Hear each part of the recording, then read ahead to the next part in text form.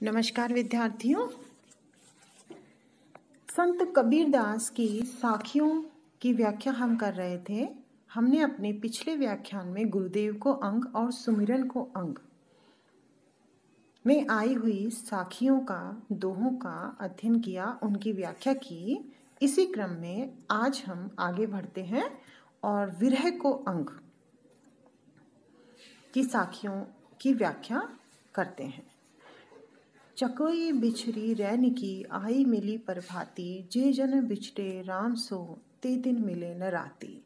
बहुत दिनन की जोवती बाट तुम्हारी राम, जीव तरसे तुझ मिलन को मन नाही बिसराम। यह तन जारो मसी करो लिखो राम का नाव, लेखनी करो करंक की लिखी लिखी राम पठाओ। हंसी हंसी कंत न पाइए, जिनि पाया तिन रोए, जो हासे ही हरि मिले तो नहीं दुहाग्नि को। कह बिरहनी को मीच दे के आपा दिखलाई, आठ पहर का दाजना मुँह पे सहाने जाई। पर्वत पर्वत में फिरा नैन गवाए रोई, सो बूटी पाऊ नहीं जाते जीवन होई। कबीरदास जी ने अपनी आत्मा को विरहणी दुल्हन कहा और उस परम पिता परमेश्वर को, निर्गुण ब्रह्म को वो अपना प्रियतम पति मानते हैं।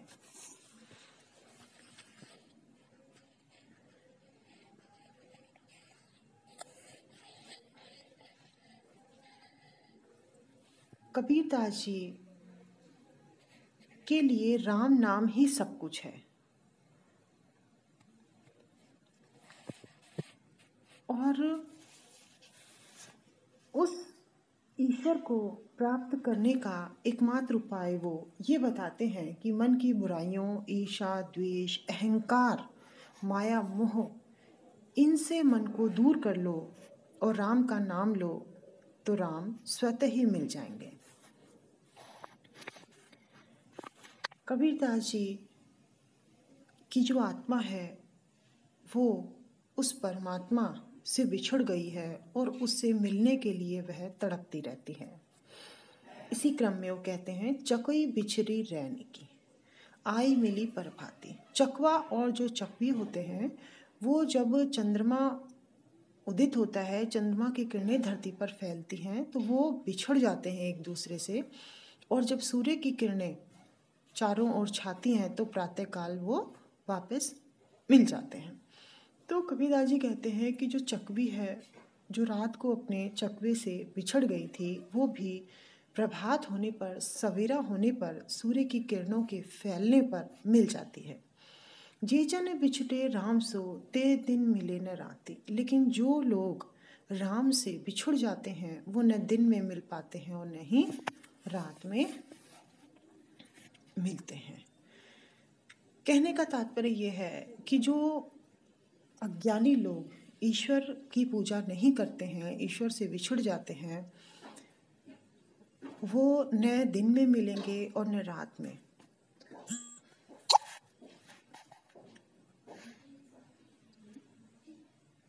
कबीर ने अपनी साखियों में ईश्वर के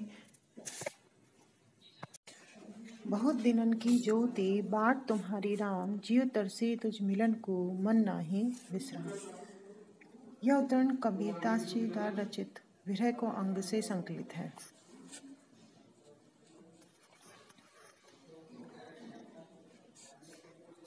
कबीर की जो आत्मा है,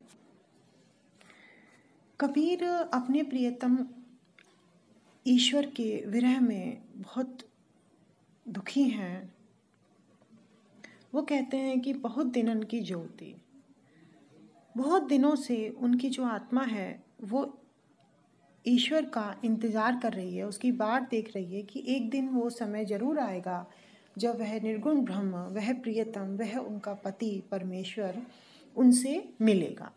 जीव तरसे तुझ मिलन को। कबीरदास जी कहते हैं कि मेरी आत्मा, मेरी प्रियतमा का जो जी है, हृदय है, वो उस ईश्वर से मिलने के लिए तरस रहा है। मन नाही विश्राम, और उनसे जो वियोग हो रहा है उसके कारण उनकी आत्मा को विश्राम भी नहीं है, आराम नहीं मिल रहा है। वो नित्य प्रति उनके विरह में तड़पती रहती है, बेचैन रहती है और बस राम नाम की ही रट लगाए रखती है। यह तन जारो मसी करो लिखो राम का नाव, लेखनी करूं करंक की लिखी लिखी राम पठाओ। कबीरदास जी कहते हैं कि ईश्वर मिल नहीं पा रहे हैं और उनके विरह में वेदना बढ़ती जा रही है। इसीलिए अब इस विरह वेदना को ख़त्म करने के लिए यह तन जारो मसी करो, मैं अपने शरीर को जला दूंगी और उस जलाकर उसकी मसी बना लूँगी, उसकी शाही बना लूँगी, स्याही। लिखो राम को नाम, और अपनी राम का नाम मैं उससे लिखूंगी। लेखनी करूँ करंक की, और जो मेरी हड्डियां हैं उनकी मैं लेखनी बनाऊंगी, लिखी लिखी राम पठाऊं, और उनसे राम का नाम लिख लिख करके उनके पास भेजूंगी। कहने का तात्पर्य यह है कि जब मैं अपने आप को इस प्रकार नष्ट कर लूँगी तो फिर हो सकता है कि ईश्वर को मुझ पर तरस आए और मुझे राम के दर्शन हो जाए और ईश्वर मुझे अपने दर्शन दे और मैं उनसे मिल सकूं। वे विरहिणी आत्मा की स्थिति को, इस विरह वेदना को समझ लेंगे। कबीरदास जी ने इसमें आध्यात्मिक विरह का चित्रण किया है और ईश्वर को पाना अगर कठिन नहीं है तो आसान भी नहीं है। कठिन तो इसलिए नहीं है कि बस इतना सा काम करना है कि मन से जो कलुषित, जो बुराइयां हैं, ईर्ष्या है, द्वेष है, माया, मोह, इन सबको, अहंकार, इन सबको बाहर निकालना है। लेकिन एक सांसारिक मनुष्य के लिए इन सबको निकाल करके मन में ज्ञान का प्रकाश लाना बहुत मुश्किल है। और आसान इसलिए है क्योंकि अगर सच्चा गुरु मिल जाए तो ये चीज़ें स्वतः ही दूर हो जाती हैं और फिर ईश्वर की प्राप्ति हो जाती है।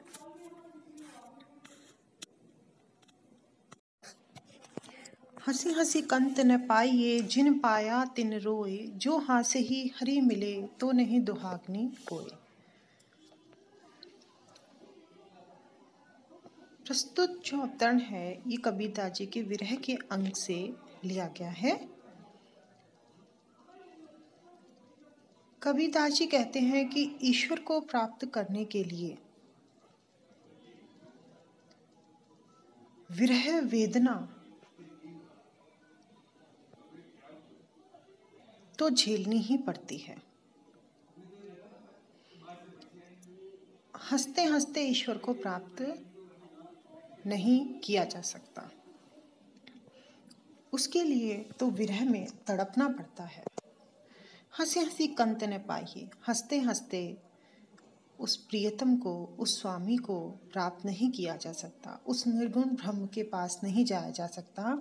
जिन पाया तिन रोए, जिसने भी उस परमेश्वर को प्राप्त किया है वह रो रो करके ही किया है। रोने का तात्पर्य नहीं है कि रात दिन वो आंसू ही बहाता रहे, कहने का तात्पर्य है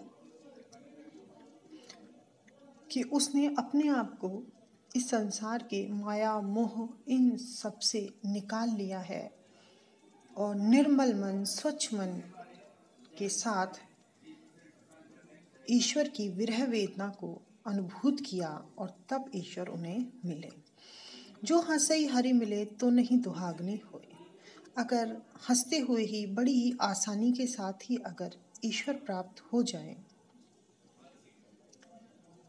तो कोई भी फिर तो दुहाग्नि अर्थात दुर्भाग्यवती नहीं रहेगी, अर्थात सभी जो हैं सौभाग्यवती ही रहेंगे।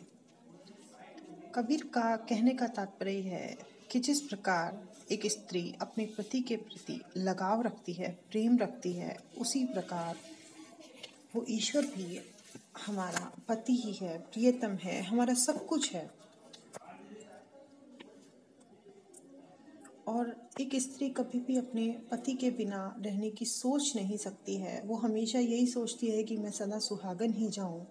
वही स्थिति आत्मा के लिए भी है।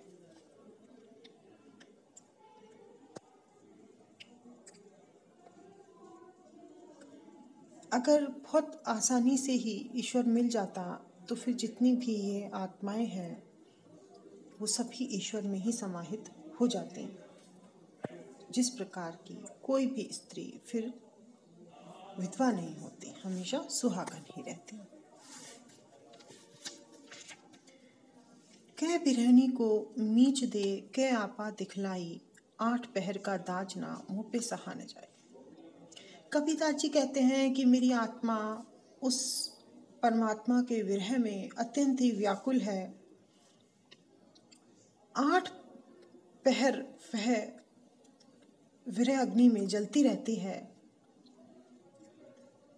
इसी क्रम में कबीरदास जी कहते हैं, क विरहनी को मीच दे, क्या तो हे प्रभु इस विरहणी को मृत्यु प्रदान कर दो। क्या आपा दिखलाई, या फिर अपने आप को दिखा दो, अपने दर्शन करा दो। क्या तो आप मुझे मृत्यु प्रदान कर दें या फिर अपने दर्शन दे दें, क्योंकि अब ये 8 पहर का दुख, कष्ट, विरह वेदना मुझसे सही नहीं जा रही है।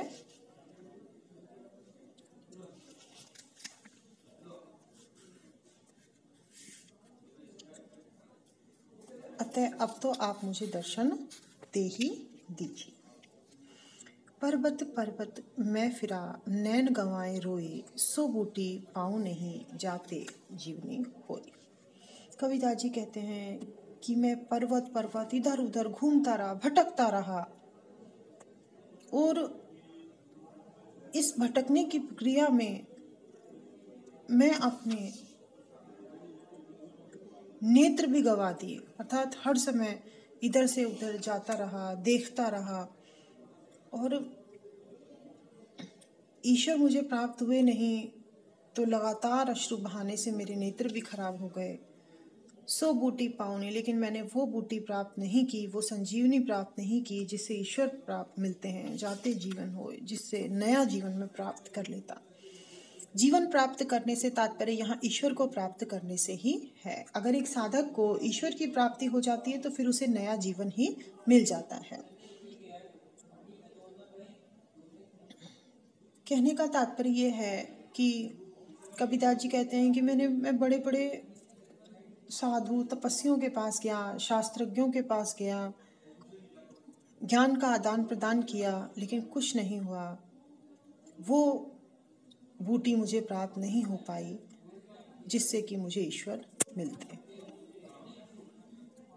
कबीरदास जी ने पहले ही कह दिया था कि ईश्वर की प्राप्ति का एकमात्र उपाय सच्चा गुरु ही है। अगर सच्चा गुरु हमें ज्ञान प्रदान कर देगा, ज्ञान का दीपक हमारे हाथ में रख देगा, तो फिर हमें ईश्वर प्राप्त हो ही जाएंगे। कबीर उस परमात्मा को प्राप्त करने के लिए बहुत विरह में व्याकुल हैं, छटपटाते हैं, कष्ट का अनुभव करते हैं,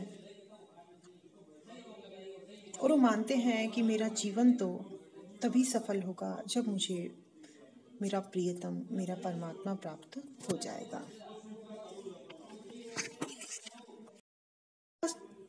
कबीरदास जी की इन साखियों का अध्ययन करके हमने ये जाना कि कबीरदास जी के लिए इस संसार में कुछ भी चीज़ सार्थक नहीं है। वो बस किसी भी प्रकार से ईश्वर में अपनी आत्मा को मिला देना चाहते हैं, उस आत्मा और परमात्मा का मिलन करा देना चाहते हैं।